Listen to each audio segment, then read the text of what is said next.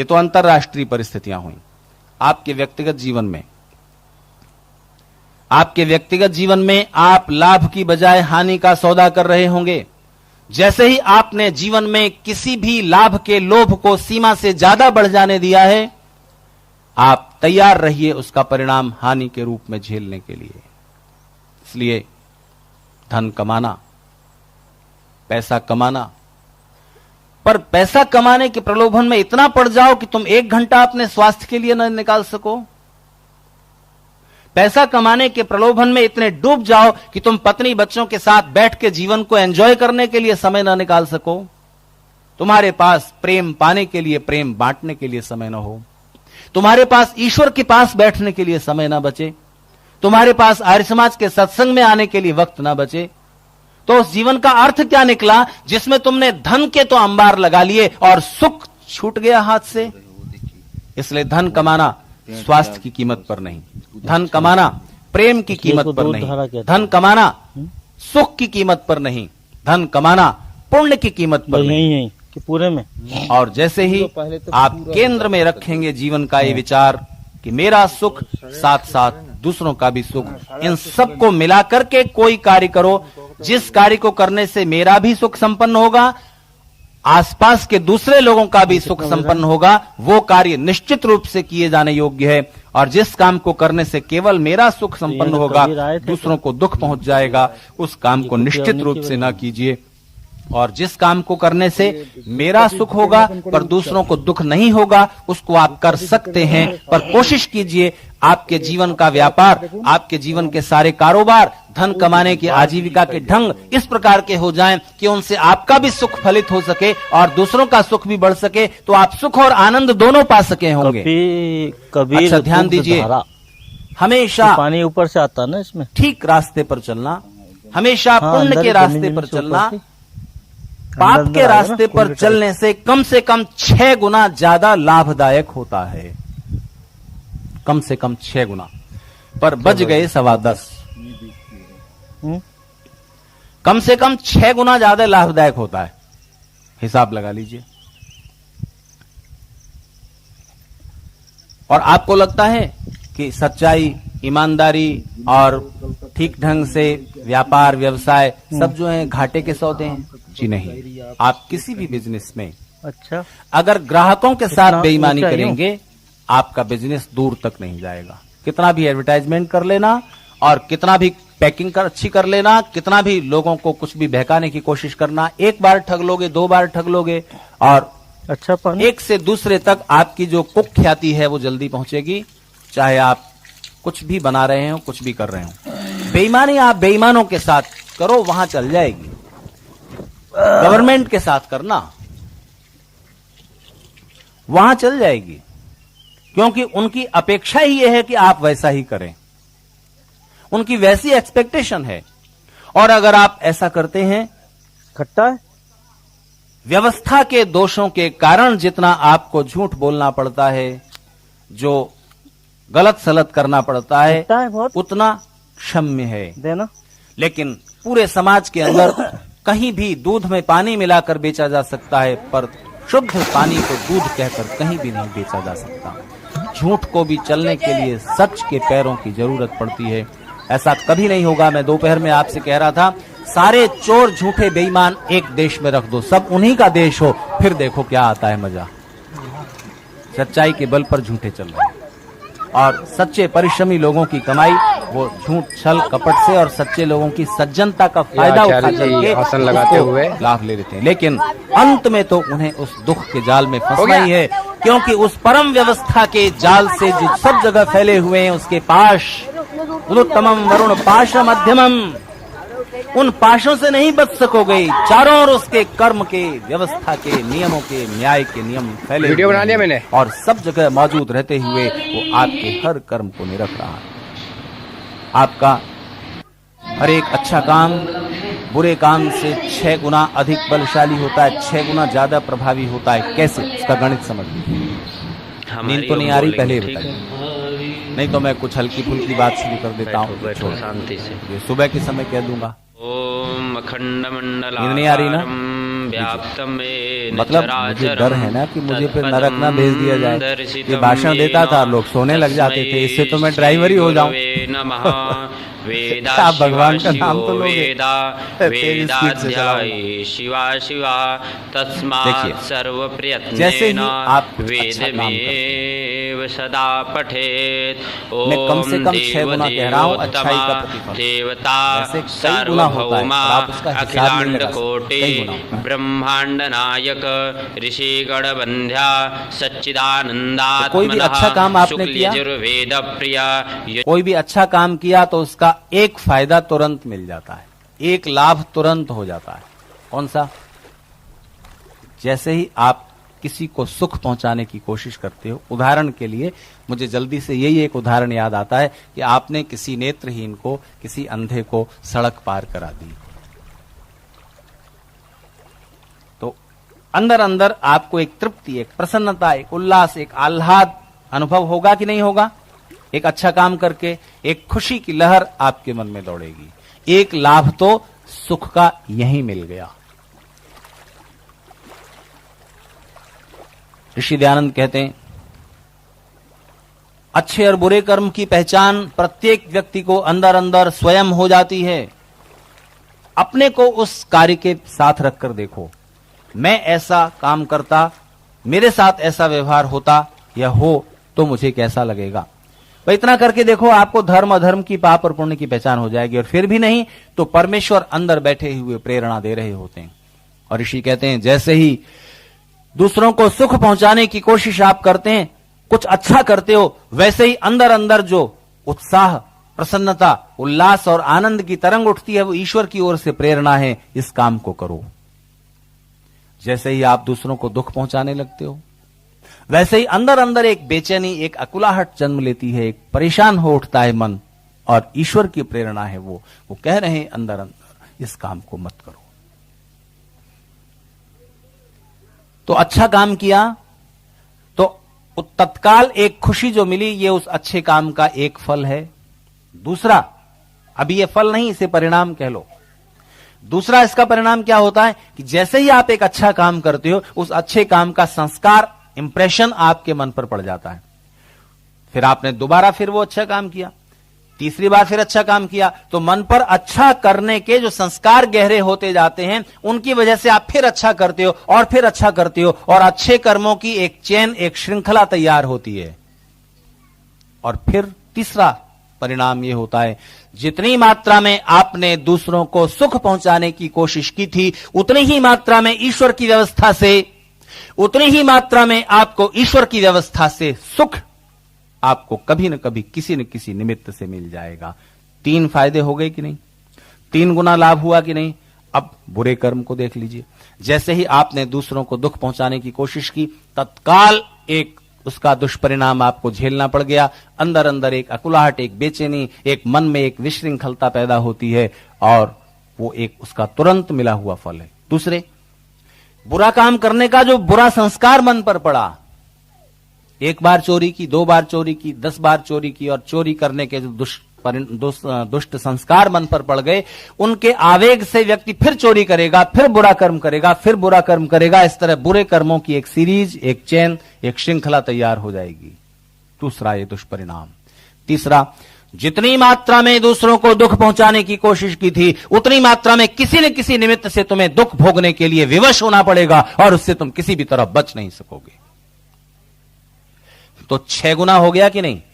क्योंकि पाप का ये लेवल है, तो आप इस 3 और 3 आपने 6 गुना तो लाभ ये किया, लेकिन और ज्यादा मल्टीप्लाई होता है पुण्य, कई गुना ज्यादा फलीभूत होता है। क्यों?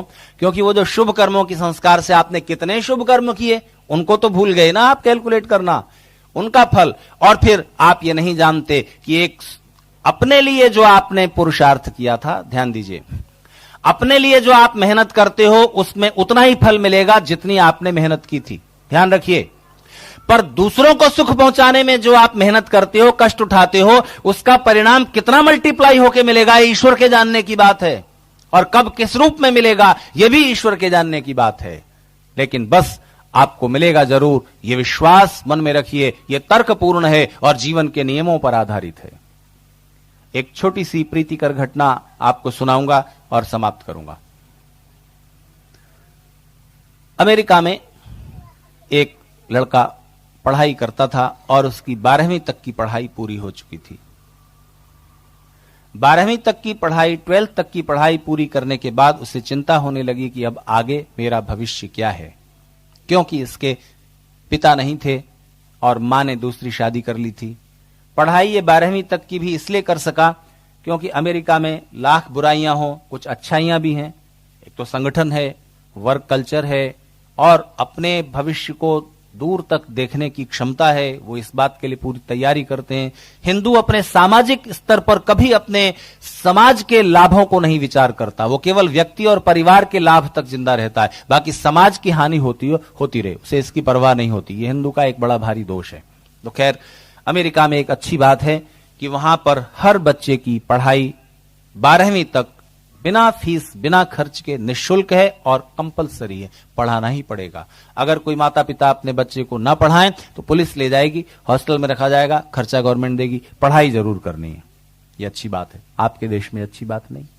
खैर, 12वीं तक की पढ़ाई उसकी किसी तरह पूरी हो गई, आगे वो पढ़ना चाहता है।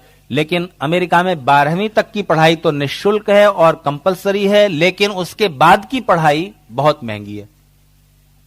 या तो आप मेरिट में बहुत ऊंचे हो तो आपको स्कॉलरशिप मिलेगी यूनिवर्सिटी से, नहीं तो आप खर्चा दो और खर्चा बहुत है। पर यह बच्चा पढ़ना चाहता है तो कैसे पढ़े? तो पढ़ने के लिए खर्चा चाहिए, तो इसने उपाय सोचा कि मैं काम भी करूंगा और पढ़ूंगा भी। इवनिंग क्लास ज्वाइन कर ले, शाम के समय पढ़ने के लिए जाएगा कॉलेज और दिन भर काम करेगा। तो इसने एक कंपनी में नौकरी की और वो कंपनी ऐसी थी, कुछ सामान बनाती थी और उसका सामान दरवाजे दरवाजे जाकर, घर घर जाकर बेचना होता था। जितना बिक जाए उस पर तुम्हारा इतना कमीशन। तो ये बच्चा 16-17 साल का, 12वीं क्लास पास कर चुका है, उस कंपनी में नौकरी करता है, तो सामान बेचता है। रोज रोज इसे कुछ पैसे मिलते हैं, कुछ पैसे खाने में खर्च हो जाते हैं, कुछ बचाता है, फिर कॉलेज की फीस देता है और इस तरह इसकी जिंदगी चल रही है। पढ़ाई भी चल रही है और अपना जीवन भी चल रहा है। एक दिन ऐसा हुआ कि इसका कोई सामान नहीं बिका। बड़ी मेहनत की, इस घर गया उस घर गया, इसका कोई भी सामान नहीं बिका। तो इसने सोचा चलो आज की कोई बात नहीं, एक दिन ऐसे गुजर गया, उस दिन भी सामान नहीं बिका, अगले दिन भी नहीं बिका, संयोग, तीसरे दिन भी नहीं बिका। अब चौथे दिन जब ये अपने काम पर निकला तो इसके पैर कांप रहे थे कमजोरी से, 3 दिन तक भोजन नहीं मिला।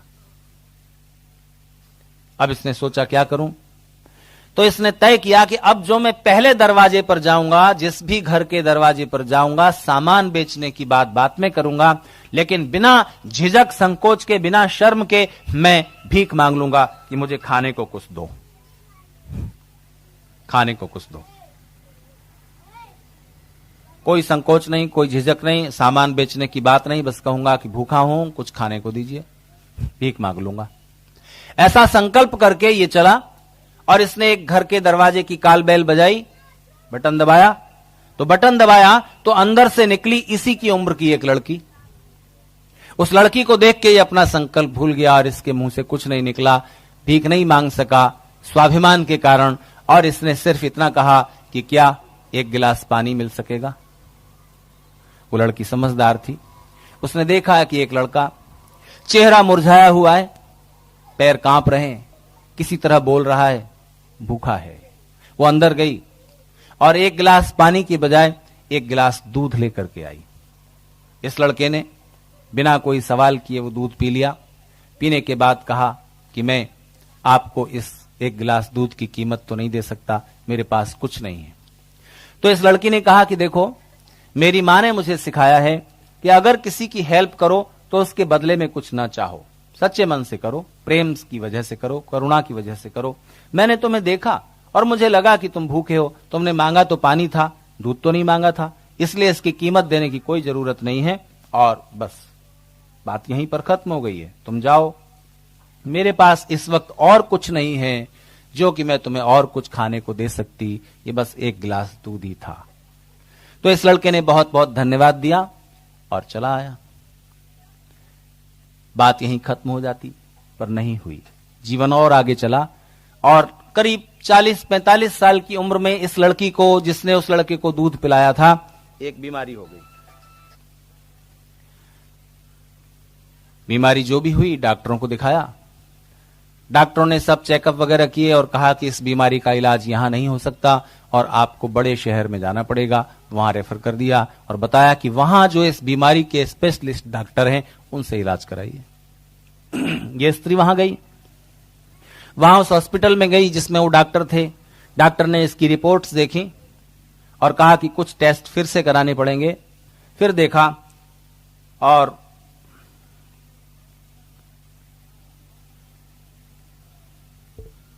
कहा कि मैं कोशिश करता हूं। और ये डॉक्टर इनकी रिपोर्ट्स और वो सारी चीजें लेकर के इस बीमारी के अनुसंधान में और इसके इलाज में जुट गए, पूरी मेहनत की। और ये थे डॉक्टर केली। करीब 1 साल की मेहनत के बाद जिंदगी जीत गई, मौत हार गई और ये स्त्री स्वस्थ होने लगी। हॉस्पिटल मैनेजमेंट की ओर से कहा गया कि अब आप घर जा सकती हैं, बचा हुआ इलाज आप घर पर कर सकती हैं, ये दवाइयां खाती रहिए, आप स्वस्थ हो गई हैं करीब करीब, और अब हॉस्पिटल में रहने की कोई जरूरत नहीं। ठीक है, इसको डिस्चार्ज कर दिया गया। लेकिन हॉस्पिटल के बिल, इसने हॉस्पिटल को एग्रीमेंट लिख करके दिया था कि मेरे पास अभी पैसा नहीं है, इलाज मेरा कीजिए, लेकिन मैं बाद में कहीं से लोन लेके कुछ करके मैं हॉस्पिटल का जो भी इलाज का खर्च है वो चुकाऊंगी। हॉस्पिटल का मैनेजमेंट इस बात के लिए राजी हो गया था और इलाज चलता रहा। तो अब ये सोच रही थी कि हॉस्पिटल के बिल आए और मैं यहां से चलूं। सामान आमान अपना पैक कर लिया था ही कितना सा, और ये सोच रही थी कि हॉस्पिटल ने जीवन तो दे दिया, लेकिन अब बचा हुआ जीवन किस काम में जाएगा? हॉस्पिटल का कर्ज चुकाने में। पता नहीं कितना बिल होगा, लाखों डॉलर में होना चाहिए, वो सोच ही रही थी। तो डॉक्टर केली ने काउंटर पर कहा कि इस लेडी के जो बिल हैं पहले मेरे पास भेजे जाएं, मैं देखूंगा। तो बिल जब इनके पास आए तो डॉक्टर केली ने उन बिलों को देखा और सारे बिल्स देख करके अंग्रेजी में एक सेंटेंस लिख दिया और वापस बिल उस लिफाफे में भर दिए और इस स्त्री के पास भेज दिए। इस स्त्री के पास जब वो बिल हॉस्पिटल के खर्चों के जो बिल थे उनका भरा हुआ लिफाफा आया तो हाथ इसके कांपने लगे। बड़ी देर तक सोचती रही, पता नहीं कितना बिल होगा, लेकिन आखिर देखना तो था ही। इसने वो बिल निकाले, ये वाले टेस्ट हुए हैं, ये दवाइयां चली हैं, ये हुआ है हॉस्पिटल में रहने का खर्च, ये खर्च, वो खर्च, सबके बिल्स अलग अलग थे और सबका टोटल बहुत ज्यादा बैठता था लाख डॉलर में। सोच रही थी कैसे चुकाऊंगी, कैसे ये सब होगा, चलो ऐसा कर लेंगे, वैसा कर लेंगे, कुछ अपने उस सहयोगी से मांगूंगी, कुछ उससे मांगूंगी, कुछ उससे करूंगी और हॉस्पिटल का बिल चुकाऊंगी। तभी उसकी नजर गई कि अंग्रेजी में हाथ से क्या लिखा हुआ है। वो टाइप सारे बिल थे, तो हाथ से क्या लिखा हुआ है? तब उसने गौर से देखा, उस हाथ से लिखे हुए सेंटेंस में अंग्रेजी में लिखा हुआ था कि इस हॉस्पिटल में इलाज कराने के खर्च के सारे बिल 1 गिलास दूध से चुका दिए गए हैं। 1 गिलास दूध से चुका दिए गए हैं। एक शुभ कर्म का बीज जो कभी बोया था, इतने वर्षों बाद इतना मल्टीप्लाई होकर के, कई गुना होकर के वापस मिल गया। ठीक इसी तरह से ये तो एक संयोगिक घटना है, पर सबके जीवन में जो सुखों का विस्तार है वह आपके अपने पुरुषार्थ या पुण्य का फल है। उसे संयोग ना मानना, वो किसी व्यवस्था के तहत है। और ठीक ऐसे ही दुष्कर्म का बोया हुआ बीज भी कई गुना मल्टीप्लाई होकर के मिलता है। आपने अपने साथ जो पुरुषार्थहीनता की है उसका फल उतना ही होगा जितना आपको पुरुषार्थ करना चाहिए था और आपने नहीं किया उतना फल, और उसका प्रतिकार नया पुरुषार्थ करके हो जाएगा। लेकिन जितना आपने दूसरों को दुख पहुंचाने में किया है, अपव्यय जीवन का लाभ के फेर में पड़कर कि जल्दी से यूं हमें झटक करके प्राप्त हो जाएगा, लेकिन भूल जाते हो ये कि बदले में कितना दुष्परिणाम, कितनी हानि उठाने वाले हो। और जैसे ही ये भाव आपके हृदय में उतर जाता है, जीवन की इस व्यवस्था को आप समझ लेते हो, वैसे ही आप कई गुना लाभ के अधिकारी हो जाते हो। बची हुई बातें फिर कभी। धन्यवाद। पृथ्वी शांतिरापः शांति।